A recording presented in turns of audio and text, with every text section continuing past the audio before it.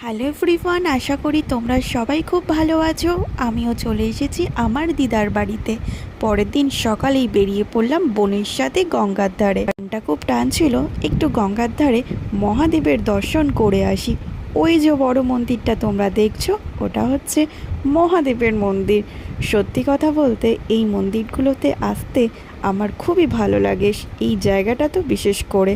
আর দেখো, আগের দিন ঝড় বৃষ্টি হওয়ার কারণে সমস্ত গাছ উল্টে একদম পড়ে আছে, অনেক ক্ষয়ক্ষতি হয়েছে এই জায়গাটাতে।